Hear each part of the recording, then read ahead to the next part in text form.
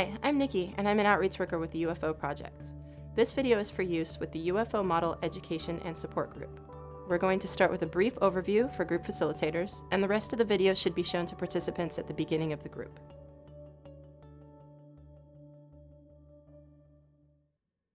Before the group, you and your co-facilitator should read through the entire section of the UFO Model Replication Manual. The manual will give more in-depth content than what is covered in this video. This session can bring up lots of questions for participants, and sometimes these questions can be obscure. Don't be afraid to say you don't know and get the answer to them later. Also, be sure to have a whiteboard or a pad of paper so you can keep track of these questions.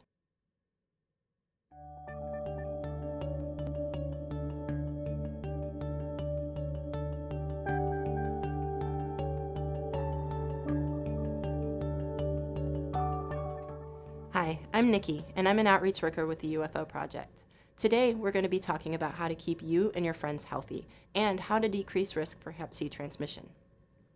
The Hep C virus is highly viremic, which means that just a little bit of blood can carry a lot of the Hep C virus. That's why it's so easy to transmit and so important to know how to avoid it. Remember, the only way to contract Hep C is when someone who's infected with Hep C's blood gets into your own bloodstream. Here are the ways Hep C can be transmitted. We'll talk about Hep C prevention next.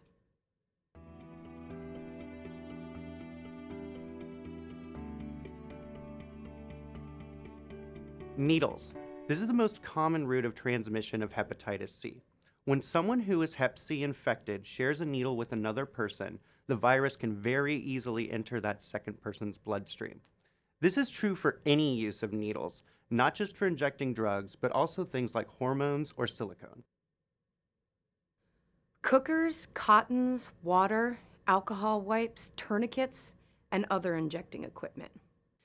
Many people know that Hep C is transmitted through sharing needles, but often forget about the other equipment people use to inject. All paraphernalia used to prepare and to inject drugs, like cookers, cottons, water, alcohol wipes, even ties, can contain blood and carry Hep C. Sharing injecting equipment with a Hep C positive person should be considered just as risky as sharing a needle. Sex. Rarely, Hep C can be transmitted through sexual activity, usually when there's lots of friction or body tissues tearing, for example, during fisting. Tattoos. It is possible to transmit Hep C through homemade tattoos, especially if you get them in jail or prison. Reusing a tattoo needle or ink pot after somebody who is Hep C positive can transmit the virus. All tattoo shops in the US follow strict universal standards that demand they use a new needle and new ink pot every time they tattoo someone.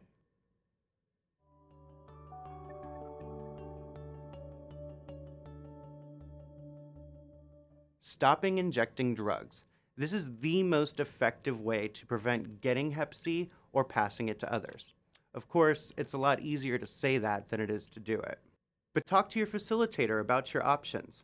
Stopping drug use can be a difficult process, but with patience, support, and commitment, you can do it. Use clean needles and injecting equipment every time. If you're going to inject drugs, do it safely. Carry clean needles and injecting equipment on you at all times. Know where the closest needle exchange is and know it's hours. If you don't see the needles that you need at the needle exchange, ask the folks who work there and they'll get them for you. Pharmacies sell clean needles and many are open 24 hours a day. Don't share any injecting equipment and don't lend your used equipment to anybody. Get rid of your dirty equipment as soon as you can dispose of it properly. Gatorade bottles make perfect biohazard containers because they're thick and have screw-on tops. And remember, bleach does not kill Hep C. Hep C can survive outside the body on your needles and injecting equipment for many days. Be cautious with tattoos. Know your tattoo artist and make sure they use clean, sterile needles, ink pots, and other equipment. Get tested. Knowing your Hep C status can better help you understand your risk to yourself and to others. Get treatment. Hep C treatment is available. It isn't easy and it isn't for everyone, but it is an option. Communicate with your partners. Speak up, talk about your status, and ask the people you're injecting with what their status is. Don't be afraid to have this conversation. The more you do it, the easier it gets. Talking about your status is another way to reduce risk, just like using sterile needles and equipment.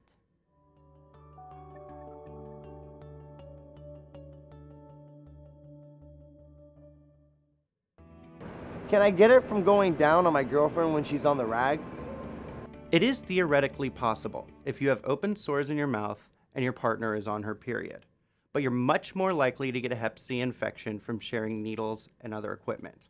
Remember, the only way you can get infected with Hep C is if the blood of an infected person enters your bloodstream. Well, I heard you can get Hep C from yourself. Is that true? No, that's not true. The only way to get Hep C is to get someone who's infected with Hep C's blood into your bloodstream. You cannot infect yourself with Hep C by reusing your own needle. If you're Hep C positive, you cannot reinfect yourself by reusing your own needle. If you do reuse needles, you are putting yourself at risk for bacterial infections like abscesses and endocarditis. I'm usually safe, but I slipped up once. Why should I be worried now? It's okay that you slipped up, but you really don't know if you've contracted Hep C. Get tested so you know for sure. Of course, it's important to take care of yourself anyway, whether you have a Hep C infection or not.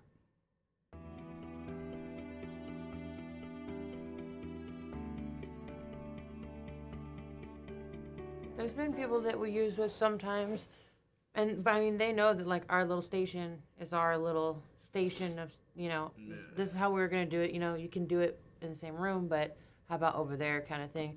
And most of the people that have used with me, I don't think they generally say anything if they don't have it, but there's been a couple times I've had people come in and be like, well, I have Hep C, so, and I'm like, that's great. Here's a special box to put your filthy needle in. For more information, please visit our website at www.ufomodel.org.